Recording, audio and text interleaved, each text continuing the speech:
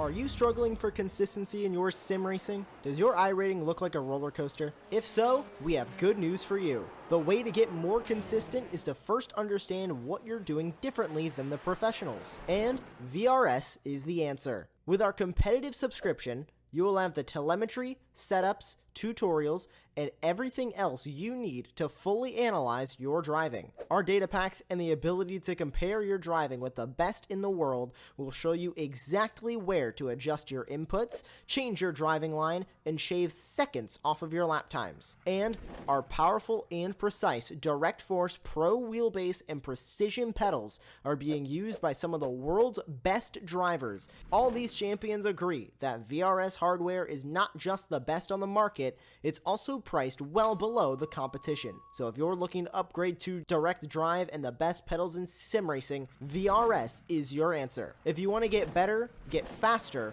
and make it happen sooner rather than later, you owe it to yourself to find out why so many people are switching to VRS. You'll be so glad that you did. Visit www.virtualracingschool.com and learn why the best use VRS.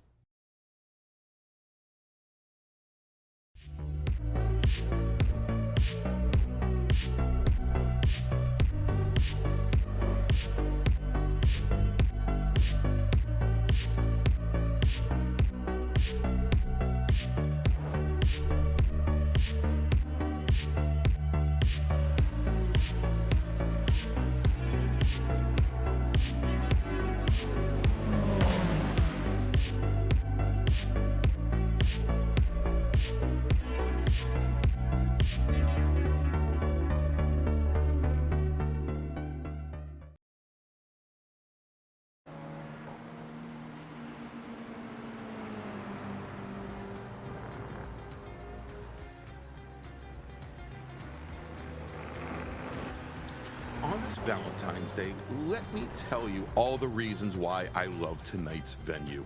It's been continuously updated since it was opened in 1955, but it's still got that old school vibe. And like any good relationship, it has its ups and downs. This place, it's got elevation changes for days. You can say that it's nothing but a bunch of straights tied together but 90-degree turns, but man, are those turns tricky.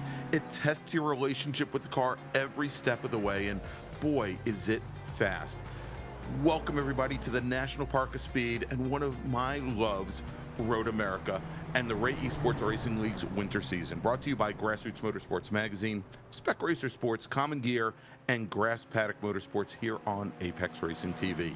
I'm Greg Ginsburg, and returning to the announce booth this week is Tim Cox with Jonathan Grabowski in the virtual production trailer. And for those of you joining us for the first or maybe the second or third or 20th time, we've got 9 weeks of action across 4 different classes. This is the 3rd week right here.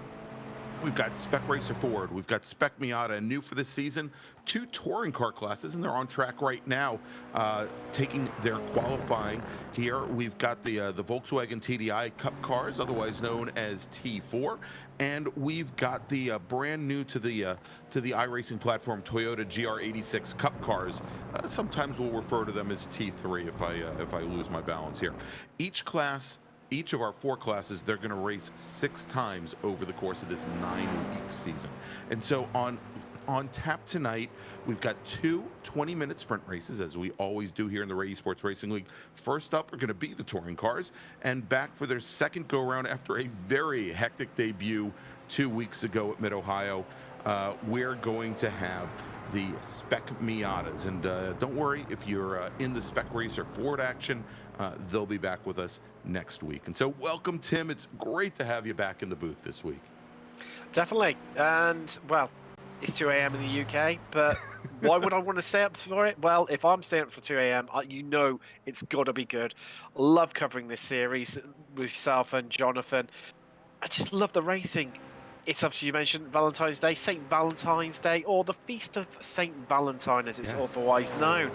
We're going to be in for some biblical action with the Feast of Motorsport, Greg. Yeah, and this track, it is one of this nation's treasures. It really is. I mean, if you're into motor racing, that is Road America. Let's do And I this hear because, yeah. even the roads around it apparently are great for driving on as well. Obviously, Well, sensibly within the speed limit. exactly. Well, and that's why we have Road America, is because people weren't doing it sensibly. That's where actually some of the street racing, road racing, started in the United States there and beautiful Watkins Glen. But let's do this. By the way, we normally send our drivers out for a 15-minute qualifying, but because of the longer length of Road America, we're giving them 20 minutes in order to set a fast lap and set the grid for tonight's 20-minute sprint race. But let's do this so that you all can see what our drivers see, what I see, and what I love about Road America, the National Park of Speed. Let's turn things over to Morgan Burkhardt from Team Delta Sport.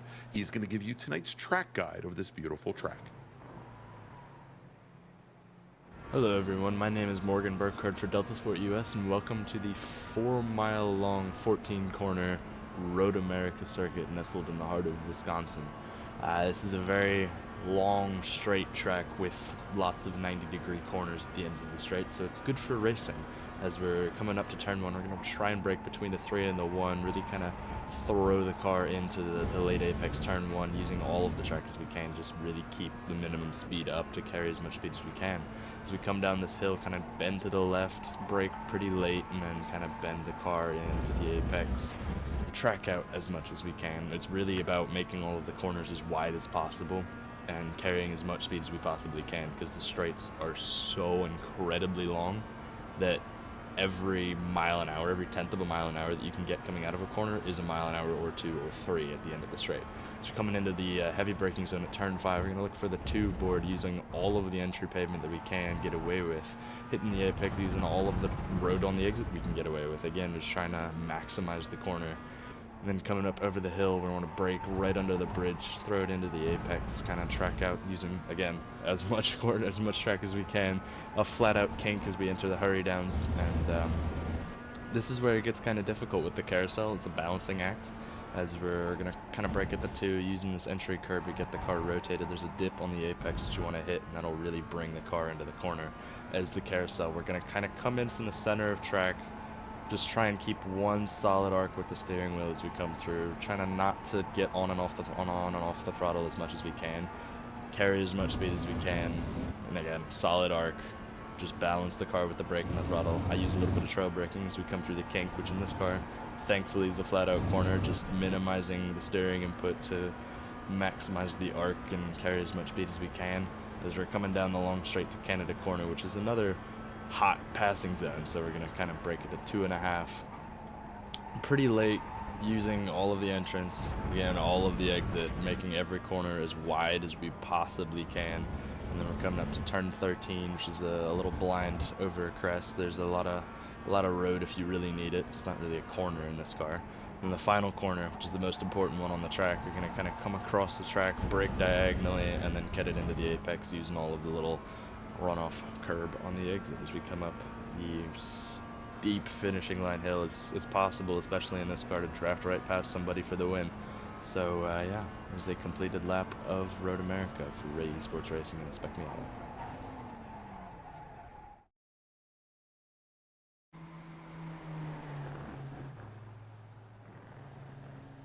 And thanks so much to Morgan Burkhardt for tonight's track guide of the National Park of Speed, Road America. And wouldn't you know it, Morgan Burkhardt, although he's sitting on the pit lane right now, Tim, he is your provisional pole sitter in the Volkswagen Jettas with a fast time of 2:33.69.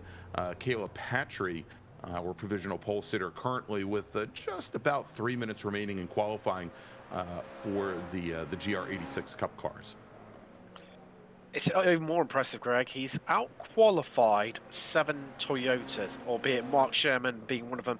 He said his time to lead is on each of his 3 previous hot laps. So, I mean, that's an astounding effort. These cars, for those who at home may not have driven them, you know, something a bit new to them, obviously they're diesel, which means that the engine sound them is really, really quiet. They're a real challenge to drive, but what their key feature to them Let's ride on board.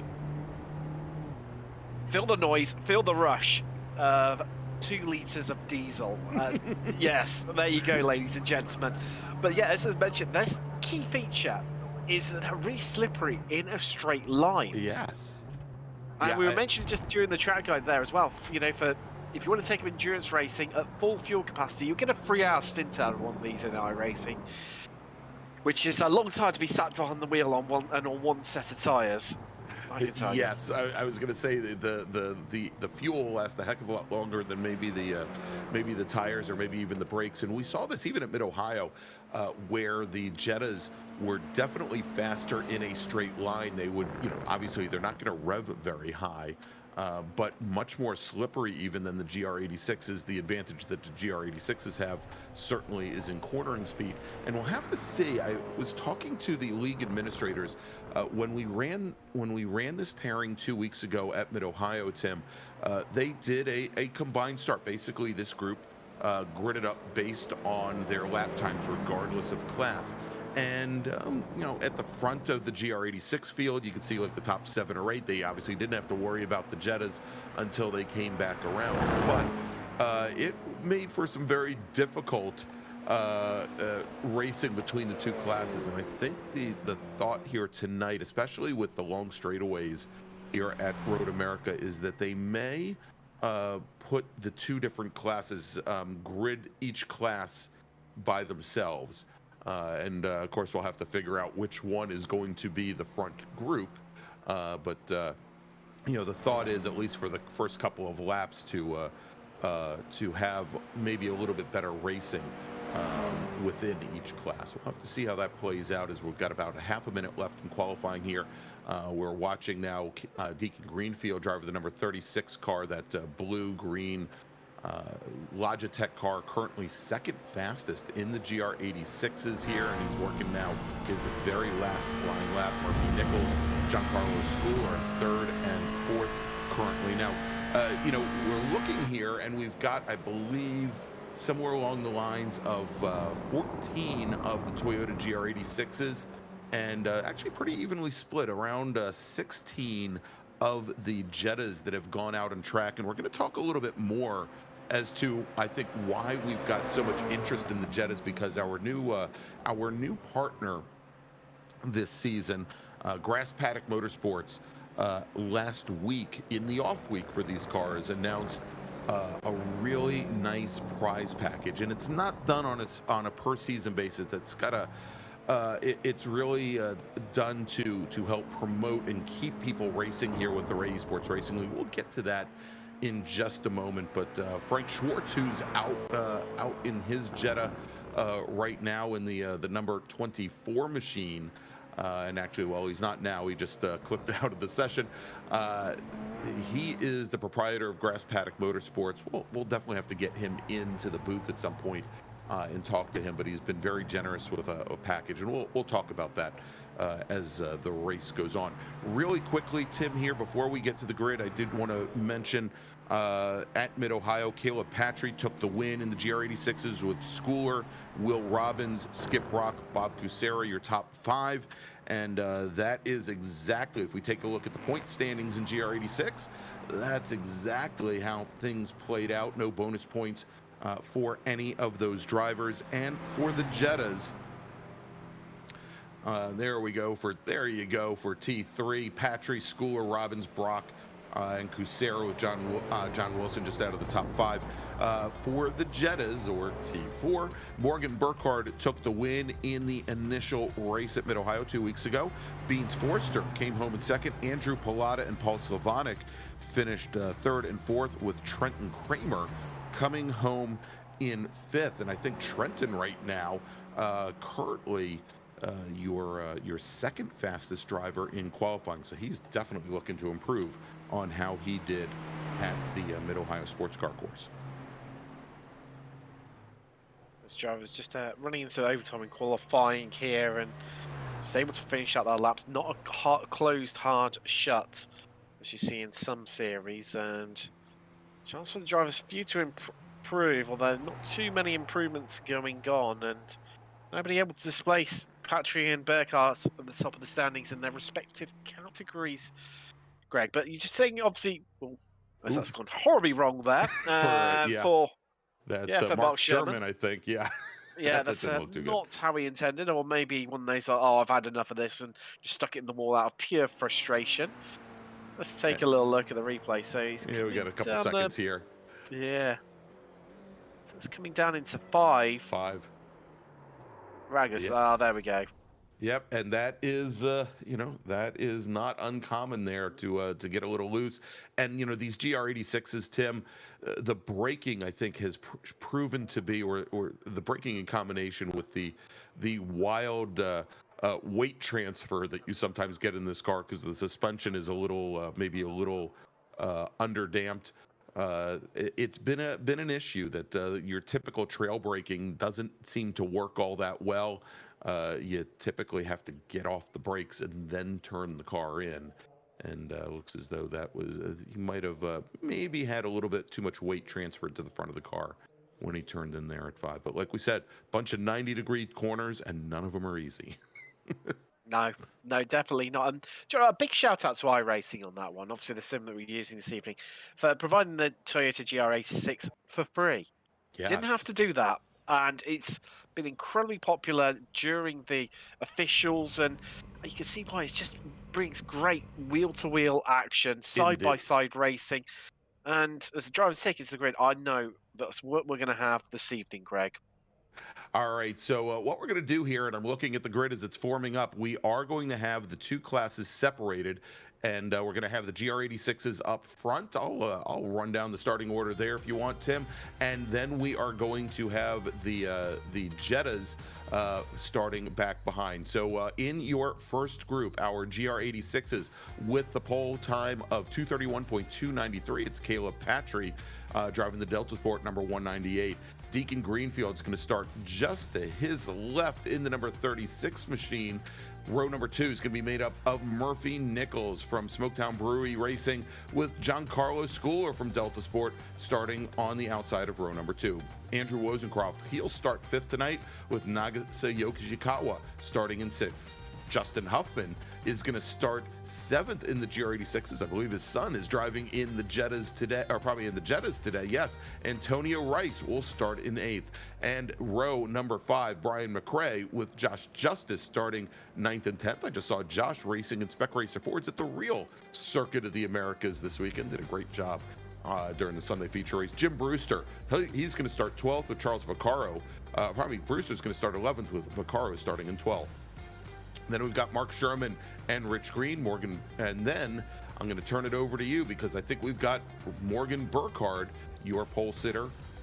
They're making up row number 8. We have indeed. He's got Trenton Cromer alongside him on the front row, although it's deep within the field within the VW Jettas. Next up is Jameson Huffman with Felix Barotti alongside him. Then it's Andrew Benner. Obviously, Andrew Benner Motorsport. Can't think where he got that name from. With joining him on row 10 overall is Raymond Bleffen. Seth Smallman, he's got Benjamin Forster, or Beans Forster, as he's more commonly known, of Team Watson Racing, the company. Charles Bowley's got Michael Snow alongside him. Two very opposite ends of the country, New York and Texas. Joe Calamari, there's Jacob Schilling with him. Megan Overstreet, watch out for her. She's incredibly quick in, well, pretty much turn her around to absolutely anything. She's got Joaquin Effinger alongside her on row 14. Row 15 overall is Derek Marcos with Jeremy Shepard rounding out your top 30. The last complete row, Frank Schwartz. It's got Brian Prokoff for company with Stephen Bleffen making up your 33-car grid. Although I do believe Joe Calamari is going to start from the pits, and so is Raymond Bleffen. Yeah, indeed, and actually, I think that might be Stephen Bleffen who's starting from the pits. His brother Raymond qualifying 6th. So as the drivers are making their way down towards turn number 8, let's talk about the 2 sponsors now that we have for this race tonight, Tim. First up, it's the Common Gear, your single source for securely digitizing and storing automotive maintenance records. From photos of maintenance or restoration work to scans of receipts, users can easily catalog every piece of a car's story.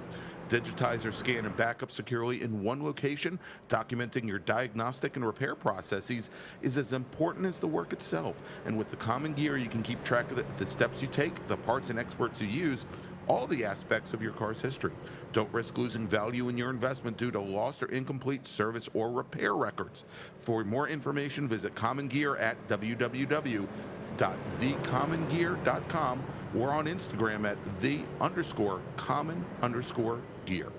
All right, let's now move over to our second sponsor, and that is Grass Paddock Motorsports. New for this season, Grass Paddock Motorsport provides Mini Cooper race car rentals, trackside support, and coaching at tracks all over the eastern half of the country.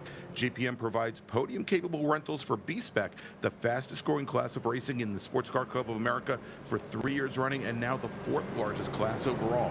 Grass Paddock has a unique approach where their race cars are located near the track you want to race instead of being in a central location, and that way you can avoid large towing fees.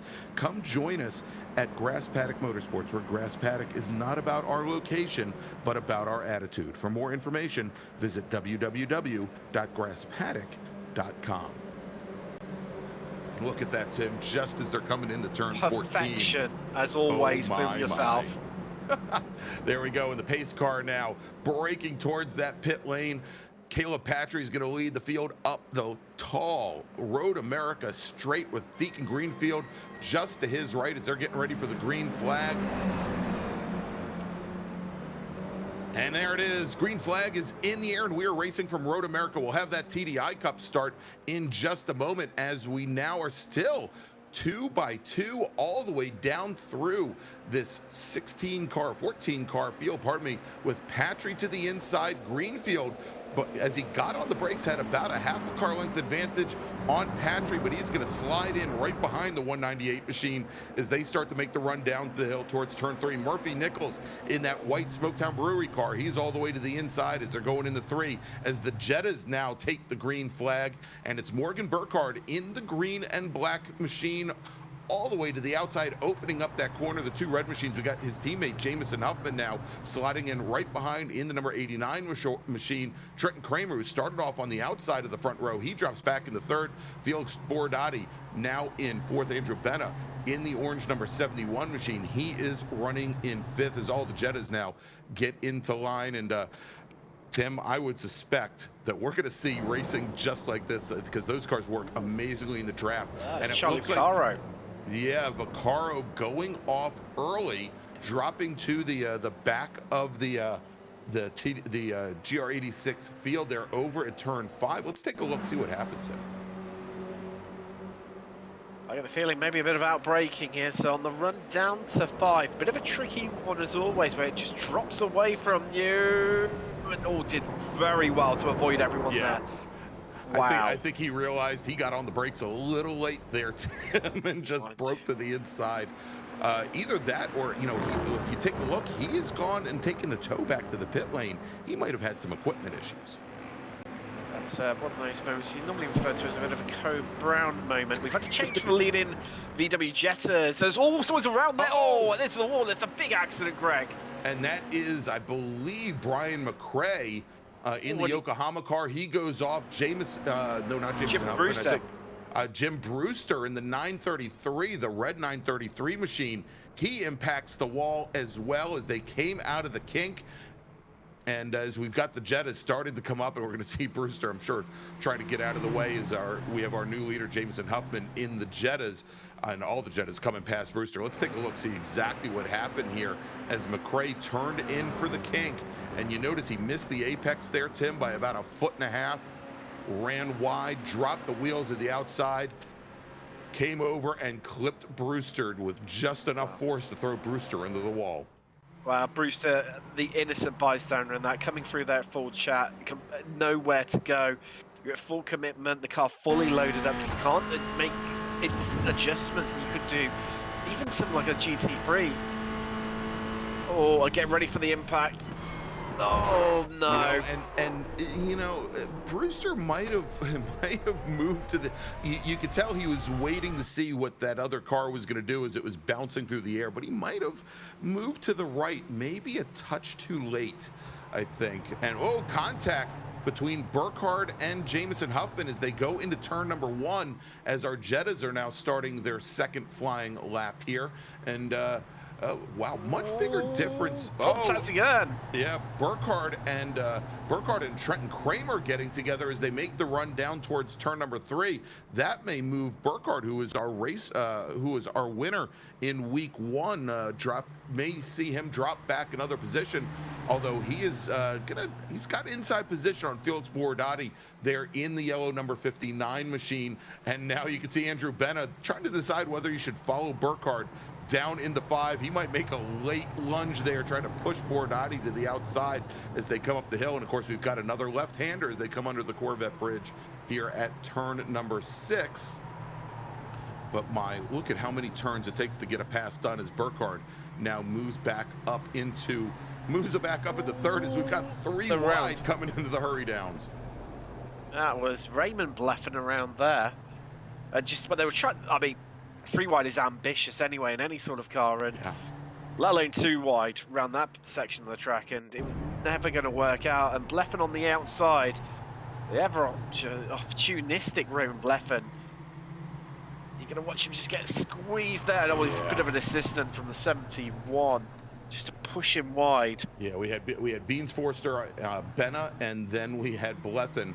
They're 3 wide as they were going into that high-speed turn 7, and just the tiniest little taps sends him around as we jump back to this battle in the GR86s. Caleb Patry is your leader. We're on board right now. We're taking a look at Murphy Nichols in the number 5 machine directly behind him. Nagase Yoshikawa in the purple and black number 98. That right now is the battle for the last step on the podium, as both Patry and Giancarlo Schooler have started to separate themselves out from the rest of the field. You can see those top 2 now coming down into turn number 1, starting their 3rd lap here at Road America. And again, these are 20-minute sprint races, Tim, and we have another great battle coming up next. We're going to have our Spec Miatas in race number 2, so definitely stay with us.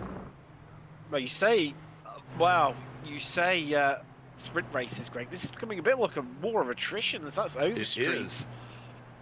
And so Megan Overstreet, we were talking about her in there's another car off there as well. Yes, and I think that's the Bleffen car again. I think that's the 151 of Ray Bleffen. Let's take a look here as this happened as they were coming up through Bill Mitchell Bend into the final corner. Frank Schwartz is in that green machine as well. Yeah, and you see Overstreet, she just came over to the apex, and the 2 cars kind of got tied up. They're coming through the final corner through turn 14. Overstreet takes to the pit lane, and 2 weeks ago, Megan Overstreet, it looks like she overshot her pit box. Overstreet was running the GR86s and did incredibly well. I have a feeling that she may have moved over to the Jettas, Tim, due to, and I guess this would be as good a time as any since I mentioned Frank Schwartz, to bring up the Grass Paddock Motorsports Sim to Track program here. And it's essentially what we're going to see is over the course of 2023, Grass Paddock Motorsports is going to provide 2 drivers from the T4 class this year with a free real race car rental. They're going to be offering the 2 seats to deserving racers at their Mini Cooper B-Spec cars. One of the seats, one of the cars is going to go to an unlicensed, and when we say unlicensed, it means that they don't have a competition license. It doesn't mean that they're not licensed to drive in the United States, but it's going to go to an unlicensed driver to attend a competition licensing school or competition driving school. And then the second seat is going to go to an already licensed driver for a sprint or endurance race with the Sports Car Club of America or another sanctioning body, or a Grid Life Sunday Cup event. And there's going to be a three-person panel. It's Stevie Ray from Ray Esports Racing. It's Frank Schwartz, the owner of Grass Paddock Motorsports, and myself, and basically what we're looking for is clean racing, limited number of incidents on track, performance improvement, and of course participation as well. We don't require somebody to show up and race every single week, but we want to see them dedicate some time to the Esports Racing League. And so, you know, we'll be announcing winners later on in the year, but I think that's a great opportunity, and certainly is helping with the large number of Jetta racers that we have. Well, talking of Jetta, sorry to cut across you, we've had a change to the lead. Burkhart's down to Huffman, and he's done a brilliant job to haul that one back, because let's not forget, this time last lap, Burkhardt was down in, what, 4th place, pretty much. 4th place, yeah, battling with Borodati and Trent Kramer at the time. And it looks like Kramer has now dropped back a little bit further as Beans Forster in the 231 machine, Slim Jim car, has gotten around, and Felix Borodati as well. So the yellow number 59 car, move him up in the 3rd. But you know, this is the kind of racing that we wanted to see, and we're seeing it both in the Jettas and also the GR86s. Both of these cars, they put big wide holes in the air. And it's just it's a different kind of racing with these front-wheel drive cars. You really gotta look after those front tires. You have. And this won't be helping those tires. Thank goodness it's only 20 minutes, Greg. Well, this is even going to end well, incredibly well. Burkhardt just holding that one off there, Greg. Well, you get if they're racing like this at nearest damn it half race distance. What's it going to be like in the last lap, Craig? I do have to wonder. It could be look away, you know, look if you dare, as they're going to get a bit more excitable, pushing to make those last chances. You know, largest proportion of overtaking opportunities come in the first half of the lap around here, Greg. The second half is just more about momentum and carrying speed. Indeed. Last chance being in Canada Corner. Yeah, I would say Canada Corner almost always turns out to be one of those places where you will see these large outbreaking possibilities. But oh, look at this as we jump back now, and this is the battle for 3rd in GR Cup. No nose to tail fights like we see in the Jettas. We've got Nagase Yoshikawa in that black and purple machine. We've got Andrew Wozencroft in the red and white number 80 machine. Then Murphy Nichols trying to push Yoshikawa into turn number 1. Right back behind them, we've got Antonio Rice, and then and Andrew Wozencroft fighting it out there. Oh my gosh, look at this. And Justin Huffman's along for the ride as well. He's in the blue 223 machine, that blue and red machine, trailing right along. But great fight there, as it looks like the GR86 is maybe starting to come up onto the back of the Volkswagen Jetta field now. Finally 11 minutes into this race. Chucking those Jettas, just keep it able top in there. Kramer and Benner have both come into the pits. That's going to be damage involved as they've both had off. So wow, this is hotting up, Greg. It's definitely, I know it's the winter, but wow, you'd never guess the temperature on the track right now. Yeah, it's warm in Wisconsin right now, apparently, as we're looking at Wozencroft and Antonio Rice side by side. Rice, another one of the stalwarts in the Weekend Warrior Spec Racer Fords. Let's jump back to the Jettas now, and this is the battle for the lead. 4 cars, 1 leader. It's Morgan Burkhardt, it's Jamison Huffman, Beans Forster, and Felix Borodati currently running 4th in that yellow machine, as they were 2 by 2 going down into turn 5, Tim. And you'll see there as they continue to battle, the second pack led by Seth Spolman, who I believe is racing with this weekend from Seoul, South Korea. He's there in the number 42 machine with Michael Snow out of New York, and Frank Schwartz, who started at the tail end of the Jetta field. He is now up into 7th position. He's made up 13 so far. That's great progression from him, being helped by a few of the retirements, but half of them have come pretty much from overtakes out on track. So great results from Schwartz there, but it's hard to take your eyes off this battle for the lead. And you know, Burkhardt and Huffman had opened up a bit of a gap originally, but due to their battling, it's closed right up again. It's brought Forster and Borodati right back into the fray. And this is going to be a change to the lead, because Huffman's on the inside in the Canada Corner. Here we go. Who's going to break latest? And Burkhardt getting into the grass. And, you know, I saw in practice where both Huffman and Burkhardt were working together and I'll say playing together in practice. And Burkhardt dropped the wheel into the grass right there coming in the Canada corner. And he lost the car back then. He managed to gather it back up and hold on and not lose a lot of ground. Now, Tim, you mentioned, and here's a big change. Murphy Nichols, who had been running as high as third, he goes off, and that is over at turn 1. Deacon Greenfield off as well. So 2 of our drivers in the top 4 of the GR86 field, they are now going to drop back. Let's take a look, see what happened. Well, this could, well, I was going to say, could this be down to traffic and coming around to lap? But it's not. Oh, this is going to end well. Oh, yeah, that was Greenfield. Yoshikawa was the purple and black machine to the inside, and then Murphy Nichols. And it looks like Greenfield might have tried to slot himself between Yoshikawa and Nichols, and there just wasn't enough room to do it, and they all pinballed into the wall. Yeah, ended in tears. Wow. It's just watching here. Beans Forster, bit of the old bump drafting going on down the. What would you call the back straightaway? The Moraine sweep anyway, through there, definitely. You see just how close they are, and it's, well, look at that. It's pushed Burkhardt into the lead. Well, not yet there. Maybe a little bit of a tap between Jamison Huffman and Forster. But Forster also, as they came into 5, he knew when to get out of the throttle, when to back out and give Burkhardt a little bit of room to brake and then carry speed back through the corner and push him back up the hill.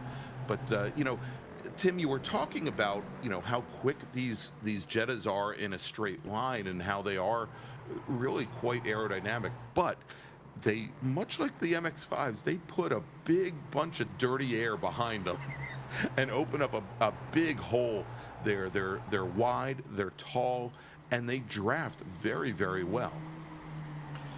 They do, and that's, but then equally as well, with all the fighting that's going on, that's now brought. Well, it was Burkhardt versus Forster.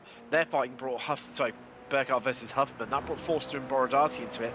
Now Sportman and Snow are right onto the back of them, so we've got a 6-way fight, pretty much for the lead, just as we've seen that battle for the sixth there in GR86. But the more they keep fighting, the more they keep tripping over one another, Greg, more people are going to be brought into this fight. And where they're all relatively spaced out at the front of the Jetta class, they're now all on top of one another. And it's who's going to make the move first, who's going to show their hands, because time's running out. We've got 4 minutes left on the clock. That's right. About 2 more laps of racing left. And, well, there are plenty of opportunities around here, Greg, but you can fast run out of them. And then you get locked into the, well, do I make a chance here? If I don't pull it off, I could actually lose places, because you can bet your bomb dollar. If Forster, for instance, doesn't get the move done, Huffman and Borodati are going to be rubbing their hands in glee to get the move done. Wow, is this going to be it? There we go. It's Beans Forster now moves to driver's right to try to outbrake Burkhardt into turn number 1. He's going to work his way past the pole sitter tonight in the Jettas, the number 40 machine. So drop Burkhardt now back into second with Huffman. Then we've got Borodati. Then right behind Borodati, it's Seth Spolman and Mike Snow. Once again, all in a line, and you can see they're coming up on some slower traffic. The question is, I think probably with a lap and a half or so to go, or with 2 laps to go, unlikely that they're going to get to that traffic ahead, but that may impact things as they come down. As you mentioned, and I know we haven't shown them much, Patry currently with almost a 5-second advantage on Giancarlo Schooler at the front of the GR86 field, as he's looking for his 2nd win in this very young season. And Giancarlo Schooler now, though, he's got almost a 10-second advantage over Yoshikawa in 3rd. So a big gap there up at the front, although Yoshikawa, I think he's still under attack. That fight has not ended yet, as he's got Antonio Rice as well as Andrew Wozencroft challenging for the last step on the podium in GR86. Wow, it all got a little bit tasty right at the end, didn't it? All over the last place on the podium in GR86, and they are nose to tail, Greg. And just looking at the time, I think they're going to take the white flag this time. Ooh, will know that because it'll be on Caleb Patch. He's just crossing the line. There it is. There it is. White flag in the air. And we've got 2.5-minute laps and only 2 minutes left on the clock. So last lap here, and when our Jettas come by the start-finish line, of course, they will get the white flag as well. Oh! As Huffman under braking gets loose. I don't know. I don't think Burkhardt got into the back of the car, but that's, you know, that's the advantage of front-wheel drive there, Tim. If the rear end gets loose, if the rear end steps out, you just push down on the throttle a little bit more, and if you're lucky, the car will straighten itself out. It did that time, but also, speaking of luck, just when he needed it, Beans Forster now opening up a tremendous lead of about 2 car points. It was helped, well, Huffman and Burkhardt were helped because Forster ran wide out of Canada corner. So that allowed these two to stay right in the fight. And what we're really impressed by Burkhardt, he's almost given it a bit of a Scandinavian flick into the corners to get the rear end to turn and to counteract that, that understeer that you get with front wheel drive cars. It's really impressive. And there you go, that slipstream effect. Top 3, all on top of one another. Borodati, Spallman there, looming in the background. Don't discredit Snow in 6th. He might be at the back end of this train and falling off slightly, but all it's going to take is one incident, one little moment, and he'll be there and right into the fight. This is basically roll dice, Greg. The 6 sides to a dice, and I think that's the only way you can distinguish who's going to finish first. All right, as they make their way down the Marine sweep for the very last time, and now Burkhardt steps to the inside along Jamison Huffman.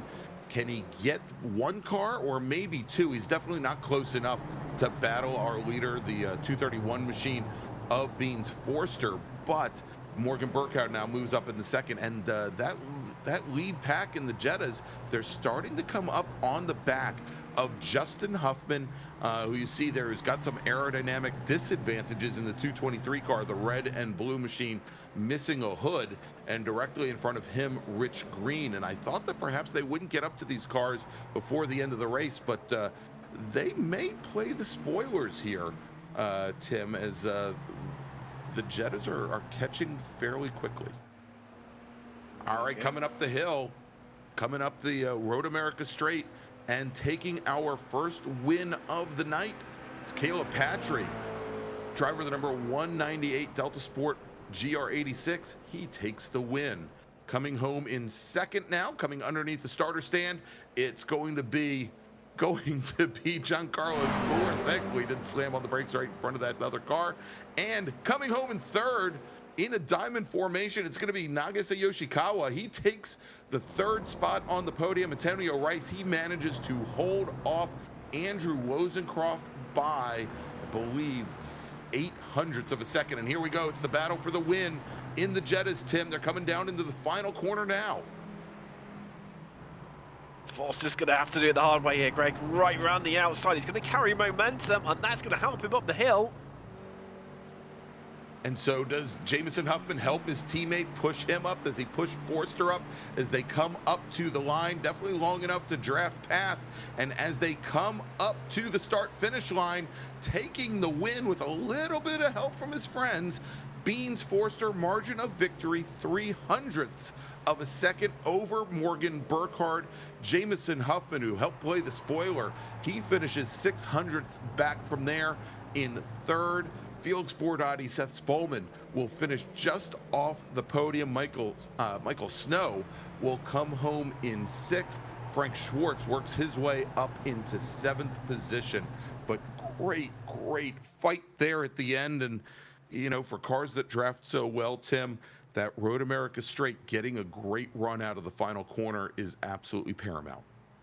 Oh, definitely. And if Forster hadn't had a bit of assistance there, a bit of a push along from Huffman, that would have been Burkhardt. But thanks to the draft and the bit of pushing, it was all different. But our top 3 separated by a 10th across all 3 of them. Yeah, absolutely. Technically under a 10th, Greg. This is what we hoped for when we brought the Jettas and the GR86s for that matter in. Let's take a look at that finish one more time. as Forster and Burkhardt were side by side coming down into Canada corner, with Forster to drivers right to the inside. He had the move, he had the position, he had the lead as they came up Bill Mitchell.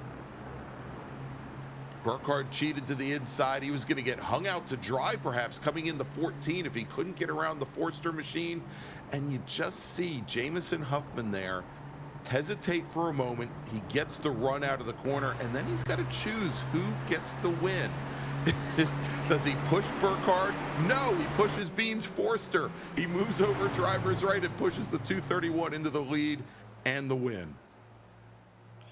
I tell you what, it was a brilliant race car there, though, from Burkhardt, because you could see where he was just moving Forster around, forcing him offline, forcing him to do the hard work, even though he was the car in front. Incredible racecraft there from Burkhardt, and a bit gutted he didn't walk away with a victory. Amazingly enough. All right, so Tim, because we've got some time constraints and we've got another race coming up, unfortunately, we normally interview our top two podium finishers in each class. Unfortunately, we're just going to be able to grab the winners, which is unfortunate because we've got about 25 people waiting in the green room for us. So let's do this. Let's first bring in our winner here in the T4 class in the Volkswagen Jettas, and it's Beans Forster. Wow. Beans Forster, congratulations. Coming into those last few corners, just talk us through it, because it was crazy, and Morgan was really like pushing. I was just saying, before we brought you in here, was like maneuvering you around to force you offline and get you away. Did you think you were going to lose, you come out the victor, or did you think that potentially you're going to lose it to Morgan? I figured I was at the mercy of Jamison on that one. Whether it was 3 wide or him sticking behind Morgan, I was basically at the will of whoever he wanted to win. Well, he picked you. It was your lucky day. And but before that, I mean, during the race, it looked like it was a bit of a war attrition out there. It was every man for and dog for himself. Just take us what it was like to be inside the car quickly. I know it was short on time here, but what it was like, because it was just everyone was battling one another constantly. Yeah, it was pretty tough. I think the worst part about it was that I got such a bad qualifying run, not having a draft or anything, and I should have been with my normal pace in the second row, but starting P8, so that was probably the worst of it. And I just had to find every gap I could. Well, you found them and a bit of assistance to push you over the line, but even so, it was a victory. Congratulations, Beans Forster there, your winner in the VW Jetta class. Thanks, guys. All right, there you go. Thanks so much to Beans. And so we're having a little trouble getting people who actually want to talk to us in the GR86 class. Caleb Patry, when I told him we could only bring one GR86 driver in for an interview, he said, find somebody who had actually had an interesting race. And so I figured we'd bring in Nagisa Yoshikawa, and then he checked out too. So what we're going to do, we're going to bring in Giancarlo Schooler, finishing second tonight in the GR86s. Giancarlo, congratulations. We've seen a bit of a replay at the start. I mean, it was bump draft city out there, wasn't it? And then the start of the race, it was really close between everyone. I mean, was it just about for yourself just staying alive, playing it cautious, or were you looking to take more of the aggressive game and the aggressive tactics? Nah, I was definitely playing it more aggressive that first few laps. Didn't have a great qualifying run, so I was trying to make up for it in those first few laps. I told Deacon I was coming on the start, so he knew I was going to hit him from behind. But yeah, I was really trying to make up those places, get up to Caleb, but unfortunately he pulled away in the long run, so. And then, obviously, from that sort of point onwards, it started to thin out. Were you quite relieved to see that, people were dropping off behind you and you were getting away from them as well?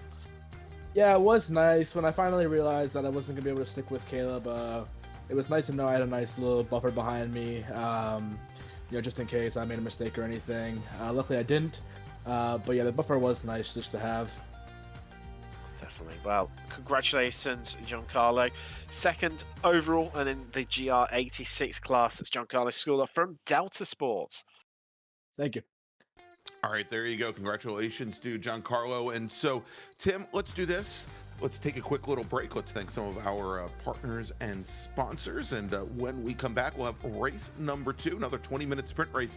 This time it's the Spec Miatas, the Global MX-5 Cup cars from the National Park of Speed, Road America. You are watching season number 8, the winter season of the Ray Esports Racing League. We'll be right back.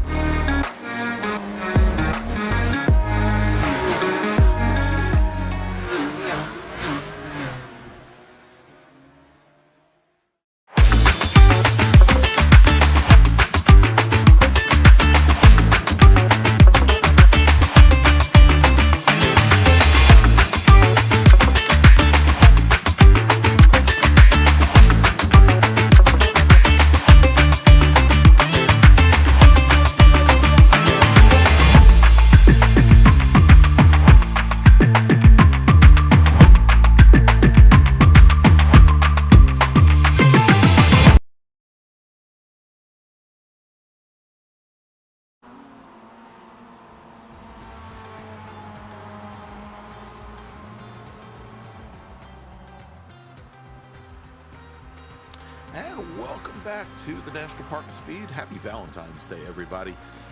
Here with the Ray Esports Racing League in season number 8, the winter season. I'm Greg Ginsberg along with Tim Cox. And Tim, we had double the fun, double the excitement with the GR86s and the Jettas that last time. But next up, and you know, it's never a dull moment when we've got the Spec Miatas, the Global MX-5 Cup cars. I mean, the same types of close racing that we just saw a few moments ago. You've hit the nail on the head. It is never a dull moment. It's never boring. There's always something to look at. And although we had double the fun, or some might say double the trouble in the last race, it's now down to one. But you know there's going to be racing up and down through the field. And just looking at the numbers here, Greg, as well, you know, a big old stacked field. 28 cars at the moment vying their way. Who's going to come out on top? Is it going to be someone, carrying on the momentum? Morgan Burkhart's looking for a bit of redemption after just losing out in the VW Jetters. Don't discredit, likes of Schooler, Hoffman, Justice. It's take your pick, really, as to who it could be. And for me, it was a bit of a dark horse, Antonio Rice. Don't discredit the Portuguese driver.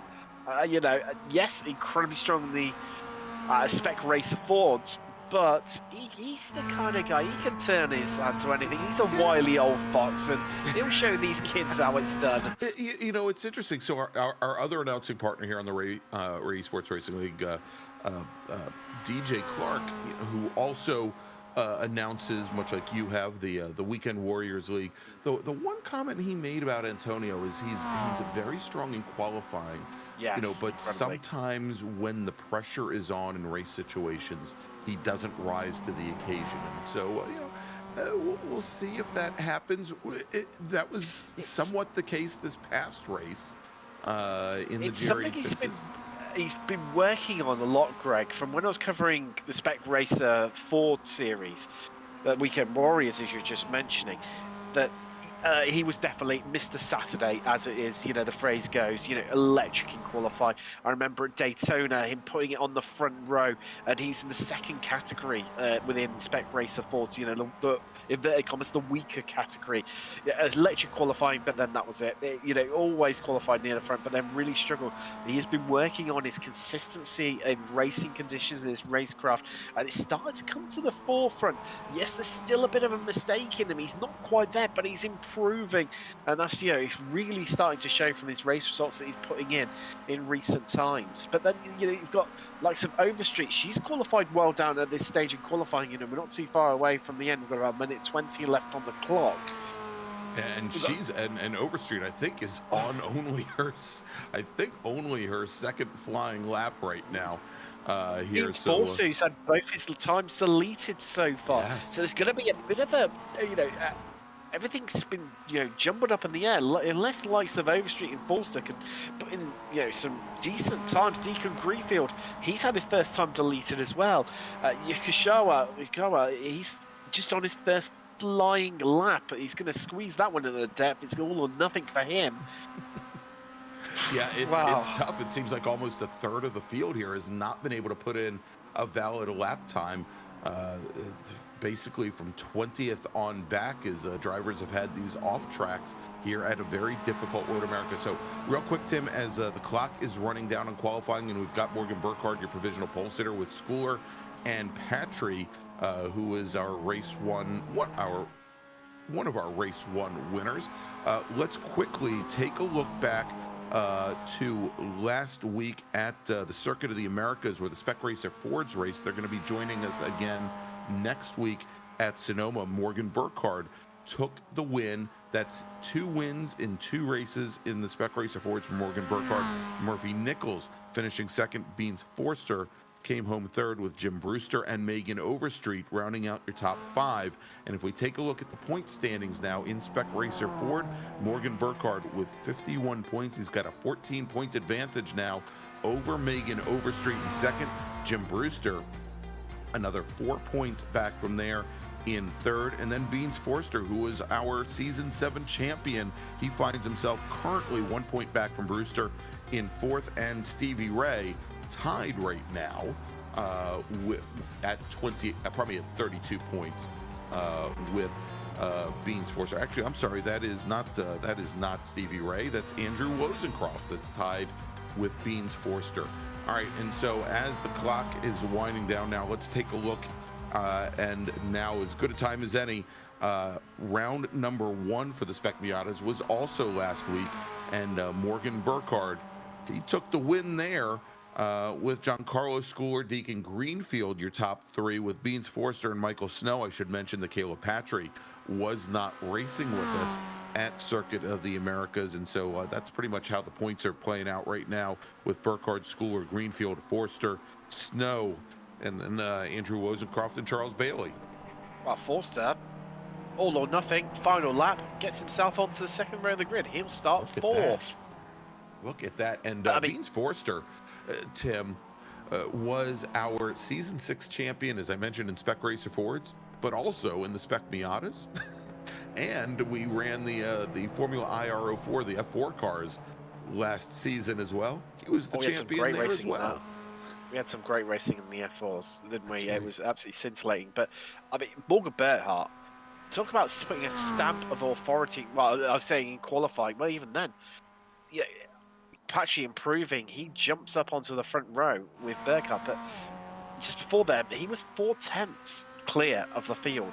That's Yes. a big old time difference around here. I know it's a big track, 4 miles in length, but even so, that's a real Well, sort and of now statement he's of still intent. 3/10 clear of Patry, which is quite amazing here.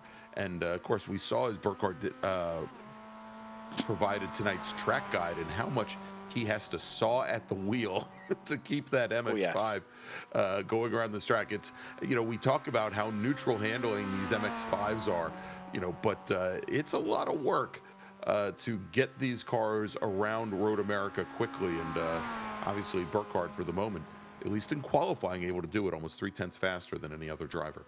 It's all about the momentum with these cars, and well, Murphy Nichols, that's going to be a time deleted for being off the track as he's clipped the grass and again. So I think he's going to start in 8th, just having a bit of a look.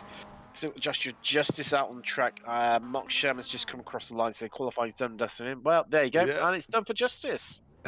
and it looks like he's just going for a run. Nice little play in the grass there. Mark Sherman calls it a session as well. He is done, and looks like we're going to be heading to the grid here in just a moment, Tim. And as we do, and as our drivers are finishing up, let me quickly, we'll talk about our sponsor for tonight's race. We got a long pace lap. We'll do that in just a moment. But Murphy Nichols finishing up his last lap, and I think both he and Justice are the last 2 drivers on track, and Justice there just doing donuts. Having a good old time there out in the grass. It's the national park of speed. If you can't do something like that in a big national park, what can you do, Tim? All right, let's take a look. Probably not.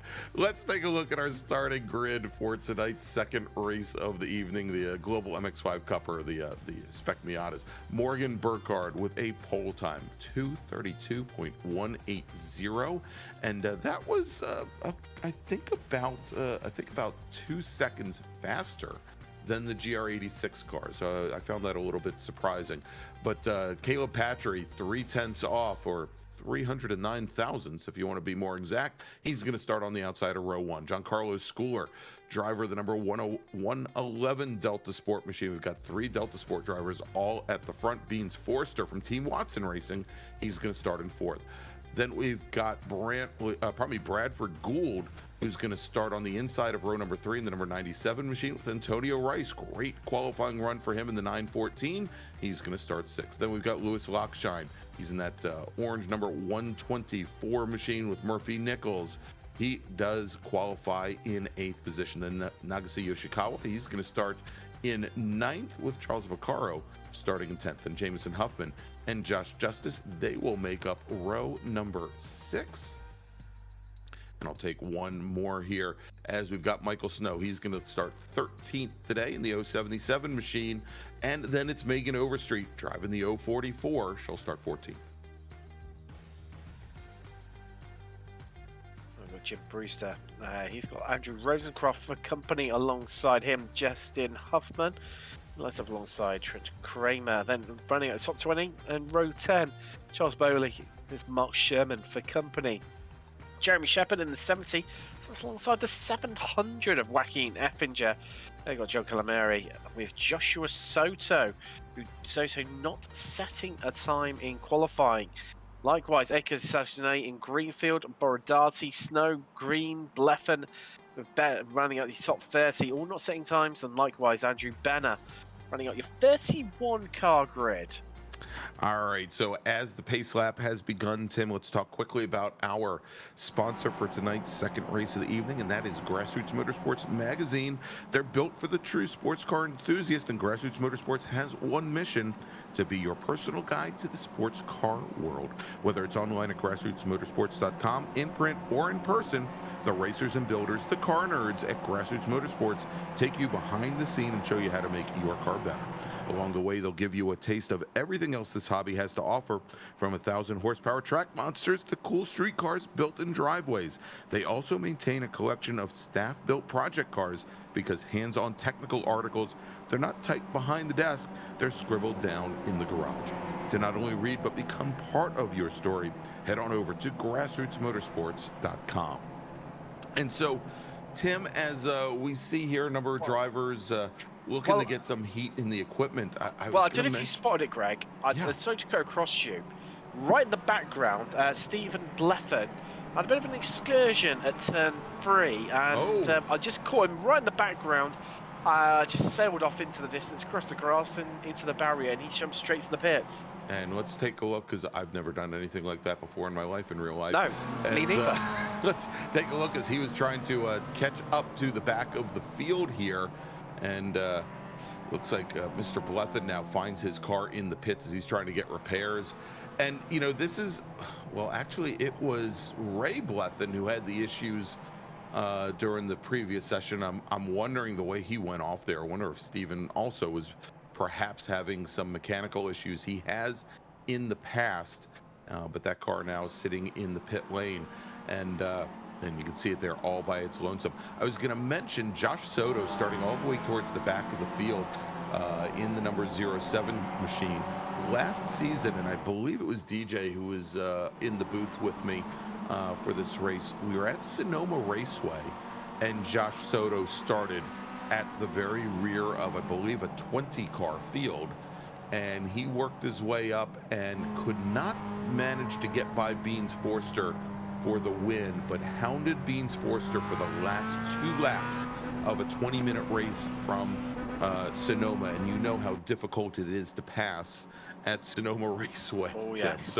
So we should definitely be keep an eye on the 07 machine here, who is scheduled to, I believe, is starting 24th tonight. That's correct. Yes, he's lining up alongside Joaquin Effinger in the 700. For number similarity fans out there. Indeed, Joaquin with the big Texas flag on the door. Lots of Texans here racing with us tonight. I think I'm fairly certain that Mr. Snow is also part of our Texas contingent. Charles Vaccaro, I believe Vaccaro is from California, but Michael Snow in the 077 machine, starting 13th. He is from Texas and drives a B-spec car of all things. He would have been very well suited to the Jettas just in the last race. But we've got the pace car on the pit lane. Morgan Burkhardt has the field, and the green flag is in the air for race number 2 here at Road America in the Esports Racing League winter season, and getting a big push now from the inside line. It is Giancarlo School right behind Morgan Burkhardt. Burkhardt is going to try to jump to an early lead over Caleb Patry. Cannot do it though. They are side by side. And going off. And now it looks like we're probably going to have half the field gone here. We can see one car getting a tow. Yeah, lots of cars off. Looks like Matt Snow is off. Josh Soto, I believe, is still there in the field. Bradford Gould, Josh Justice affected. Trent Kramer in the 444 affected. Many cars. I think Charles Bailey and Charles Vaccaro went off and rejoined. But here at the front of the field, nobody's thrown a full course caution, Tim. And it is Caleb Patry and Morgan Burkhardt once again side by side, going up in the 6, and what was about a 25-car field is now about a 20-car field. Let's take a look and see what happened as they make their way to turn 7. I did wonder, Greg, because everyone was pushing, bumping, squeezing one another. But wow, there's no love lost here on Valentine's Day, and wow, there you go. Just that one little tap. And that was enough to start the narrowest part of the circuit, and it ended in disaster, and everyone checking up. Wow. So with all of that, We noticed at the tail end of that, Megan Overstreet in the Whoa, 044 great. machine. Oh, go. That's a big moment for Schooler there. The Schooler, yeah, and now going off and into the grass is Lewis Lockshine. He manages to rejoin Jamison Huffman in the blue and red machine. He's going to get around Lockshine. I was just going to say that Overstreet was the last car through in that incident, had a little bit of a tap, but still managed to make up 4 positions. But we are not even 1 lap in the books, Tim, and Josh Soto now up in the 10th, making up 14 positions. Now, it helped that there are a number of drivers on the pit lane, but Josh Soto there, he made up about, I was watching the timing tag, Greg, and he made up about 4 positions in 1 corner. Incredible stuff from Soto, but what a save there from Lewis Lockshine, or amazing. Probably more should be Lewis opposite Lockshine with how he's soaring at the wheel there. It's all sorted out for Alsop in the background too. And for the 2nd race in a row, Megan Overstreet taking to the pit lane. Maybe she did take on more damage than we expected. All right, let's take a look at that bobble from Lewis Lockshine as they're coming into the kink, which has shown to be a problem. Oh, and there's Schooler getting loose. Lockshine steps wide, misses the apex, runs wide through the DRS board, and you can see he just lost a ton of momentum, and we're going to see there as Jamison Huffman drives to his left, right on by to take over the position. It was a good job to avoid, and a good way to gather the car back up by Lockshine, as he was, I think, maybe overreacting a little bit to the wiggle from Giancarlo Schooler, who now is going to drop to the inside, the 111 car, trying to get past Caleb Patry through turn number 5, and little out of control there for the 111 car, Tim, as he now slots back in ahead of Beans Forster. You dubbed it well, didn't you, Greg? You said there'll be action. You said there'll be drama, maybe a few tears. And it's not failed to deliver, has it, really, whatsoever? We had 2 classes in the last race, which we think mean double the trouble. Well, definitely not the case. It's all been happening here, and we're only on lap 2. It feels like we've done like 5 laps already. We have. Wow. It feels like it. I mean, between what we saw in the first couple laps of the first race and here tonight, and I think now that I'm looking at it, I think as we're looking at that first incident, I think it was Antonio Rice that ended up getting into the car that spun off, and I think it was Brad Gould in the 97 machine that had spun off in that turn 1 incident. As Gould now has, let's see, I don't think he is rejoined. I think he's checked out of the session. I would suspect after that incredibly hard hit of the wall coming out of turn 1. No, Bradford Gould's got up and running again. He's picked himself up, dusted himself down, and he's back out on track. He's well down though, but it's battles up and down the field. This is the battle we're seeing right now for 15th. Greenfield, Calamari, and Borodati.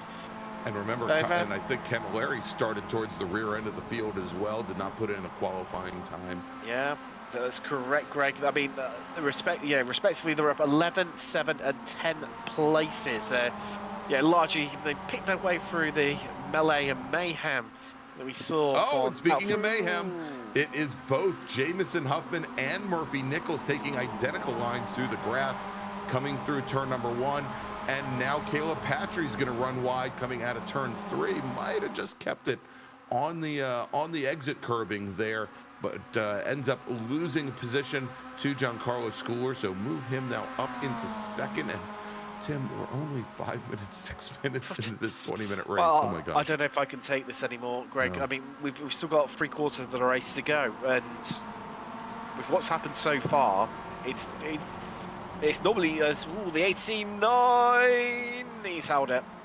There you go. And Huffman, certainly not the best lap there for Jamison Huffman as he went off at turn 5. Murphy Nichols giving him a little love tap up the hill. And then Nagase Yoshikawa, the 3rd car in line in the black and purple machine, as that trio has now fallen back just a little bit from our lead 4 cars, the 3 Delta Sport cars of Burkhardt, Schooler, and Patry, and then Team Watson Racing machine Beans Forster. As we jump a little bit further back in the field, this is the battle for 12th as Jeremy Shepard sneaks by for the moment as they're coming into the carousel. He'd gotten by Justin Huffman going into the carousel, but Huffman with the inside position going in, and we'll see if that car pushes out a little bit on exit and loses the grass. Indeed. Yeah, we saw as Huffman took a very tight entry. Oh, and now he's off behind the tire wall. Where do you go from here? And we'll see if Huffman can get that car out. That's a lot of damage. But, you know, Tim, we saw it as they came out of turn 8. And I was just about to say we'd have to see whether or not Huffman could keep that car on track, because he entered the carousel very tight, very much to the inside, which was going to push him wide on exit. And that's exactly what happened. And we saw there that, whoa. And and I believe, I think that was Wozencroft right by him as he gave that little wiggle.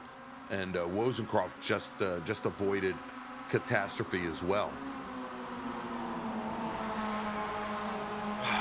Do you know, as you go through things on the pace lap, Greg, I was thinking to myself, how many of these drivers know what the action's like in the Ray Esports League and with the Mazdas? How many of these drivers are going to finish with their wing mirrors?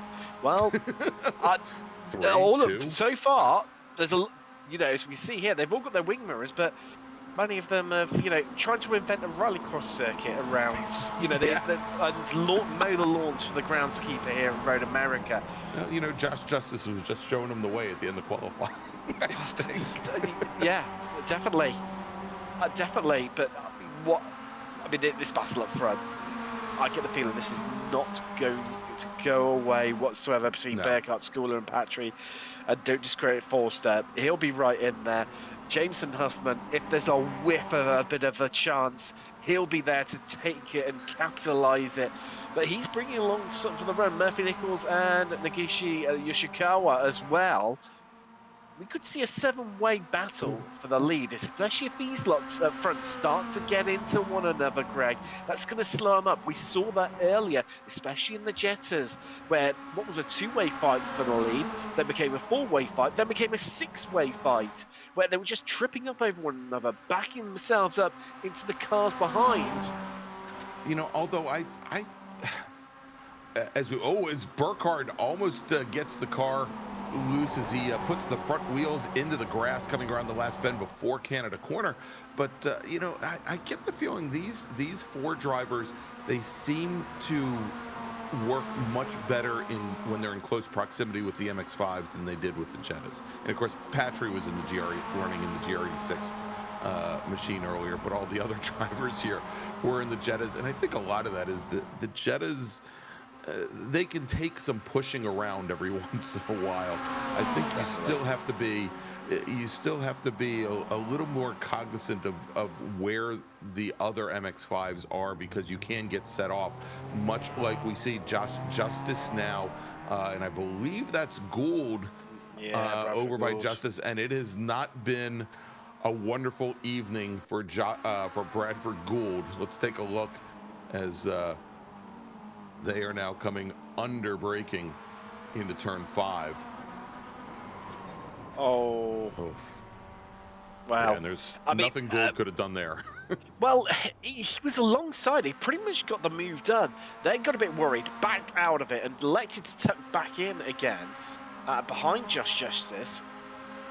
And if he carried on and just got being confident on the brakes, maybe where he's feeling a bit bruised and battered, he would have been done, and that wouldn't have happened. And he still would have had, a more intact front end as well, and drifting around there. Yeah, I was going to say, I don't know if he's demonstrated it enough times, but Jameson Huffman has a very loose car tonight.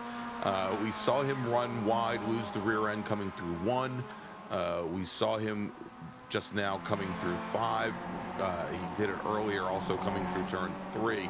And you can see even there coming through turn 8, Tim, when he goes to take a set, the car rotates very quickly, probably a little bit more than I would expect. I'd love to. Oh, and there's another one as Yoshikawa has the back end step out, and he's still drifting it around. And he's going to end up behind the same tire wall as Jameson's dad did. Well, Oh I my mean, he gosh. held on to that one. How? I don't know. No, I'm not too sure either. For me, that would have been instant death, and I would Yes. have purchased a one-way ticket to one of the barriers, either on I the think inside or the I outside. think all of us. All right, let's take a look at this this drift demonstration put on by Nagase Yoshikawa coming through the carousel. Just as I had finished talking about how loose Jameson Huffman's car was, here we go. Oh, front right onto the grass, and that's what started it off, Greg. You can see everyone juggling the steering there. He did a great job gathering it back up. I didn't expect him to go off driver's left, but you can see there just enough opposite lock to keep the car fairly straight and good rejoin and keeps the motor running. And you know, the fact that he only lost one position surprises me, but we can see Lewis Lockshine's into that battle now as we are now 2 by 2. It's Burkhardt, it's Patry in the front, and then we've got Giancarlo Schooler. And, well, maybe there was a tap there between Burkhardt and Schooler as they come out of one, go down the hill into turn number 3. The 111 car to the inside. He's going to get pinched just a little bit. Well, he manages to open it up now. Burkhardt gets shuffled back into third position, and probably the driver with the most exit speed through that corner is Beans Forster, is sitting for the moment in fourth in the 231 machine. But is Burkhardt going to try and take a lunge all the way down the inside? Well, he's got Schooler there right in front of him. The trouble is, as much as you're on the inside, unless you get the move done here, Greg, you're going to be on the inside for the next corner, but then it forces you to the outside for the next couple of corners, and that's where all the speed and momentum comes. So you can defend this. It's what Caleb Patry is exactly doing. They're still side by side. There is nothing in between Schooler and Patry. And it's just going to come down to, I think, one mistake he from let these the car guys. track out and just didn't give anywhere for a Schooler to go coming out of high speed turn 7. It's all going to come down to one mistake from someone here, and that's what's going to decide how these guys finish, because there's really nothing between them whatsoever. You've got around about half a second separating first through to fourth. And I would say it's nothing, but it's half a second. I was just gonna say it's a half a second as Schooler almost drops a wheel coming through the kink. Oh, Burkhardt comes down the inside. Schooler tries to defend against it, realizes he's too late. And now as they come down under braking hard into Canada corner, Burkhardt, the driver's right. Schooler's gonna try and follow him through and pinch the 198 machine to the outside. If Burkhardt can just hold station here through Bill Mitchell Bend, he'll have position going into the final corner, but it's going to ruin their exit speed here, Tim, and this is where Beans Forster might have a big advantage.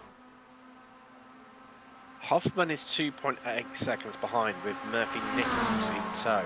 If they're clever about this, they'll work together and try and close it up. It's a tall order. Well, that's how close those two are. If you wanted any proof that they're pushing and they're squeezing one another to try and close up this gap, while the front four just trip up over one another constantly. You can see the timing tower on the left-hand side, and the driver's name just constantly like keep changing around where they're. You can throw the perennial blanket over them. They are that close between the lot of them. There you go. Half a second, Greg. From the start finish straight to the exit 3. Yeah, just from 14 all the way down through turn 3. And so with now less than 4 minutes remaining, I mean, this is when Murphy Nichols and Jameson Huffman have to put any kind of thoughts of battling aside and just try to work up to this lead pack of 4 as Giancarlo Schooler for the first time tonight takes over the lead, but can he hold it as he got very loose coming out of turn number 5, and Patry's going to pounce. He's going to take advantage. Patry is quickly, as he lost the lead, he moves back to the lead, and now Burkhardt is going to go right around the outside of the 111 car as they come down the hurry downs into turn number 8. And we saw this earlier. This is where Burkhardt gets the move done before they come into 8, because I'm sure that Schooler wouldn't want to push the car all the way down to the inside, much like Beans Forster is right now, because it's going to force that car right on out on exit. But this is hurting them all. Look, because Patchy's already, he's opened up 8/10 of a second, and Huffman is down to 2.1 seconds. The gap between himself and these guys. As he came through the carousel, stayed almost center of track, even past the apex, as if he was still expecting either Forster or Schooler to come underneath him. And there you go, as Forster now takes over 3rd position from Giancarlo Schooler as they got past the kink. But yeah, look at what this has done to Caleb Patry. It's given him about a 2.5 car length lead. And we've got that the second little wave there. Jamison Huffman and Murphy Nichols, they are definitely closing things down. They're almost a second faster. That's Josh Joto up 15 places. And he's still got a chance to make it, what, 16, 17 potentially? Antonio Rice currently leading this 4-car gaggle we have right now in the battle for 7th. All right, let's jump back to the lead now as we have only 2 minutes remaining. And did we get the checkered flag? I'd assume we have the checkered flag, or not, probably not the checkered flag, but the white flag in the air. And there it is, last lap underway here at Road America. And Burkhardt is caught back up to the back of the 198 machine. And Forster runs wide through turn number 1, as does Jamison Huffman with that super loose car. And now Murphy Nichols, he's going to have to work all by himself to get up to our lead pack, unless he's going to slow down at this point and let Jamison Huffman get back to his rear bumper. But it is now a 3-car battle for the win as Giancarlo Schooler moves to the inside as Patry goes to defend. Burkhardt, he's trapped to the outside, and so he's going to have multiple corners where he is now stuck out driver's right as Patry runs wide. Burkhardt runs wider.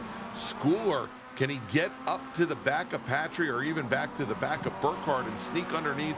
Coming into turn number 6, Burkhardt goes wide. Burkhardt loses the car coming out of turn 6, Tim. And all of that happened, Huffman's had another issue because look, Murphy Nichols has got past him and he's up into 4th.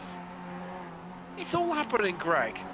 It's all happening. One lap. And now look at this as Beans Forster runs. Oh no, that's Forster doing okay. We had another car off in the grass coming out of turn number 8. And that might have been Burkhardt trying to get the car back under him, and he's got Josh Soto right behind him. But now, as they come up to the kink, it's Patry, it's Giancarlo Schooler. It looks like the GR86 race just a few moments ago. Beans Forster running in 3rd, and Murphy Nichols, he is now about 2.5 seconds back, just off the podium in 4th place. As our drivers now have only 3 corners remaining. 3 corners to decide it. Who's going to come out on top? Patry or Schooler? Well, it's going to take a lot from Giancarlo Schooler because Patry's going to have the line. He's not going to be able to mount defense. It's all going to be on that run to the line, Greg. Has Schooler got it timed? What exit has Patry got? Let's find out. You take a run, you close the gap down, you get the draft, and wisely Patry trying to break the draft. He moves to the inside. Did he do it early enough as Giancarlo Schooler comes down driver's left? And as they cross the line, Giancarlo Schooler takes the win by 0.02 of a second, by 9 thousandths of a, by 15 thousandths of a second. I can't do math, Tim. Coming home in 3rd is going to be Beans Forster, a second back, and then Murphy Nichols, who I think just started doing his donuts at turn 1. Murphy Nichols finishes just off the podium. But let's take a look as they came out of turn 14 and up the Road America straight. Timed it to perfection, did Schooler. And Patry knew he was in trouble. That's why he was weaving all over the track, desperately trying to break the drag to keep Schooler just guessing. It wasn't enough. It wasn't enough. And there we go. Exacting revenge on the cooldown lap at turn 5. There you go. Get that extra little hit in. All right, so Giancarlo Schooler takes the win. Beans Forster finishes 2nd. Murphy Nichols finishes Beans Forster third, Murphy Nichols fourth, Jamison Huffman, Luce Carnal manages to gather it back up, finish in fifth, ahead of Morgan Burkhardt, who falls back to sixth. Josh Soto started 21st and finishes, not 21st. He finished, oh gosh, I can't do math all of a sudden. 24th and finishes 7th. And then we've got Nagase Yoshikawa, Lewis Lockshine, and Antonio Rice rounding out the top 10. All right, let's do this. I'm tempted, Tim, and you tell me. We've got a lot of people here, and it's almost it's the middle of the night for you. Don't worry about that. Should we bring in Morgan Burkhardt since he had so much to say after the first race? I think so.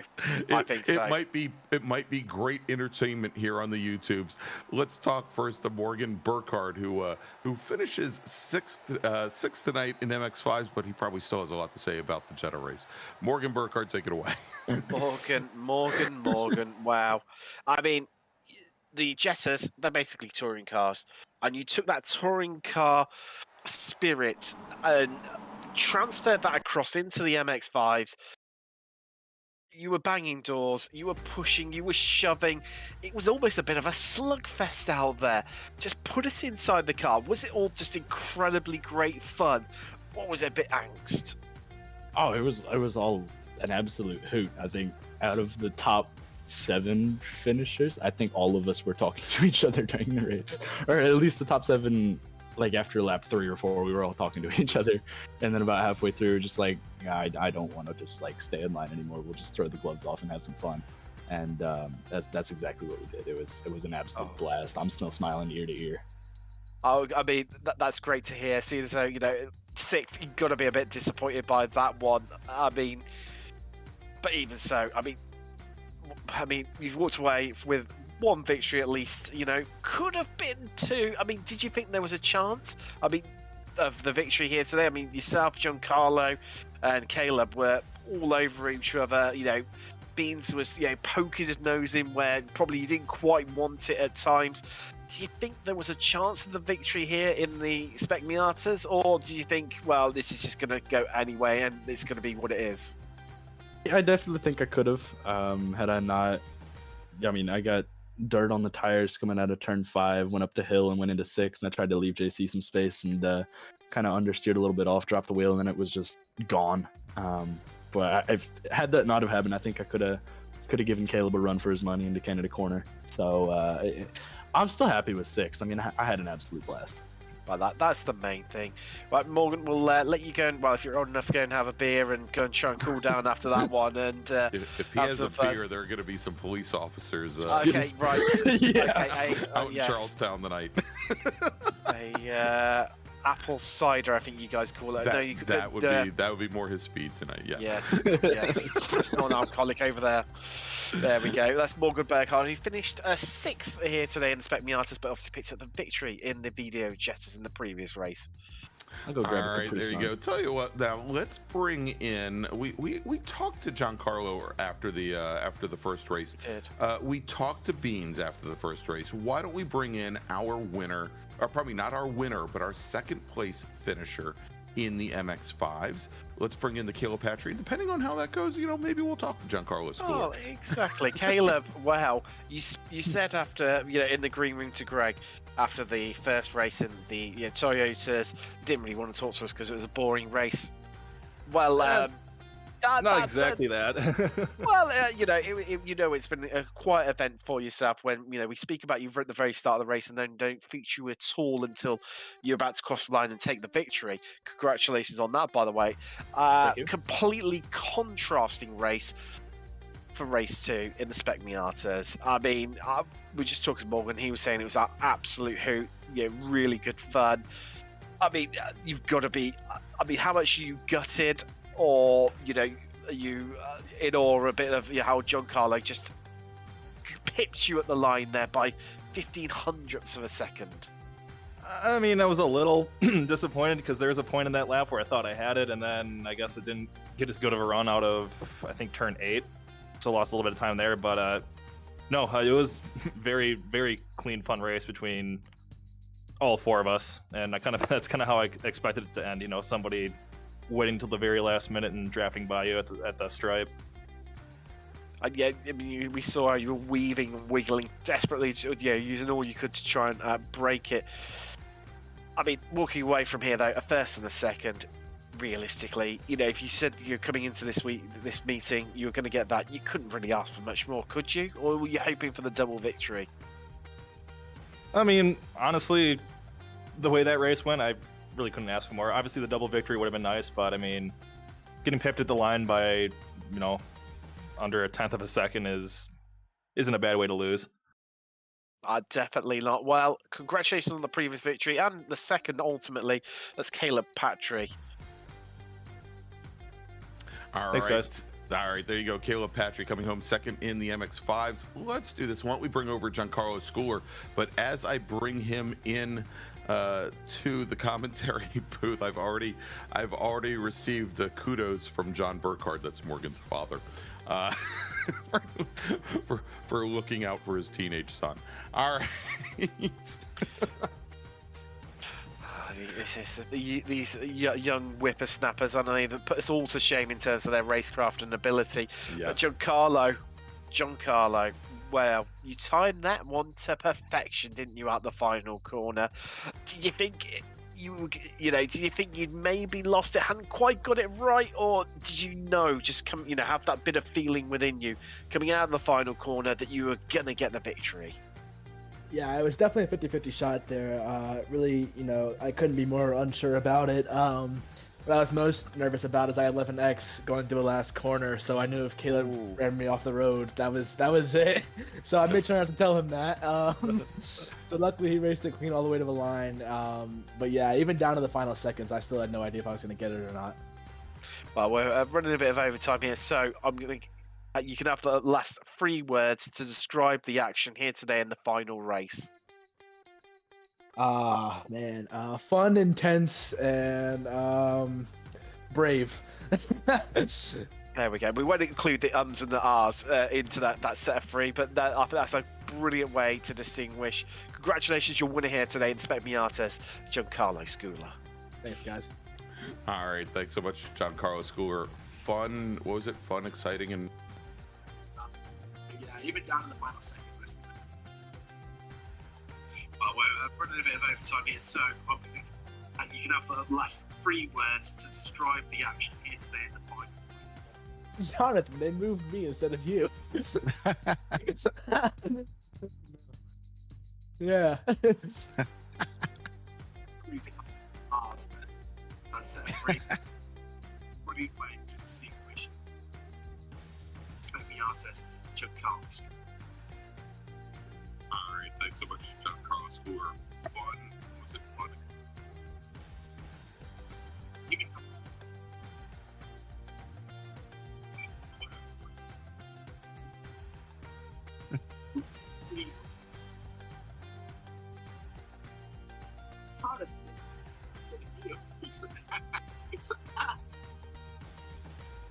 yeah.